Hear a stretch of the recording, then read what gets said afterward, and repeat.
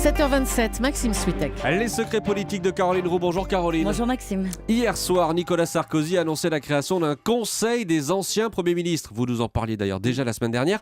L'info politique ce matin, c'est que cette proposition, ne suscite pas franchement l'enthousiasme. Oui, en fait, la semaine dernière, Alain Juppé et François Fillon ont évoqué le sujet lors d'un rendez-vous en tête-à-tête. Ils sont tombés d'accord pour refuser la proposition. Hier soir, un proche d'Alain Juppé se montrait même agacé d'entendre Nicolas Sarkozy évoquer cette nouvelle structure sur TF1, alors même que le maire de Bordeaux n'avait pas été informé directement par le nouveau président de l'UMP. Alors les proches de Nicolas Sarkozy, eux, se drapent dans quelque chose qui ressemble à de la bonne volonté avec un brin de malice. L'un d'eux insiste: je ne vois pas comment Alain Juppé ou François Fillon, qui a été Premier ministre de Nicolas Sarkozy pendant 5 ans, pourrait refuser d'œuvrer au rassemblement de toute la famille. Alors la ficelle est un peu grosse, mais peu importe l'enthousiasme, l'idée c'est de les contraindre en réalité à accepter cette offre. Mais certains ont dit oui déjà ?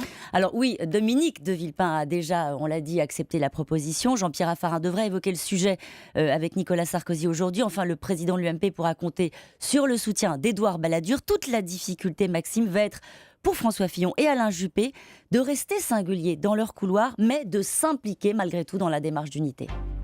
La question politique, Caroline, comment François Hollande va-t-il gérer le retour au premier plan de son adversaire de 2012 ? Alors, un de ses proches livre la ligne « Il n'a pas intérêt à s'adresser à Nicolas Sarkozy ». Mais quand François Hollande évoque le sujet Sarkozy en petit comité, il prend, c'est assez amusant, un air faussement étonné avec cette phrase « Je ne comprends pas ce qu'a fait Nicolas Sarkozy pendant 2 ans. Il ne donne pas vraiment l'impression d'avoir appris de ses voyages à l'étranger, non ?» Alors, mais ne vous fiez pas aux apparences, Maxime. Comme le confie un des fidèles du président de la République, il ne sous-estime pas Nicolas Sarkozy. Il pense qu'il sera le candidat de la droite en 2017. On va en entendre parler. On va en entendre parler. Le Conseil économique franco-allemand mercredi, un rendez-vous très attendu à Bercy, comme une occasion de démontrer qu'on ne parle pas que de déficit avec Berlin, mais qu'on peut présenter des réformes et des convergences et des projets communs. Les secrets politiques de Caroline Roux tous les matins, 7h25 sur Europe 1.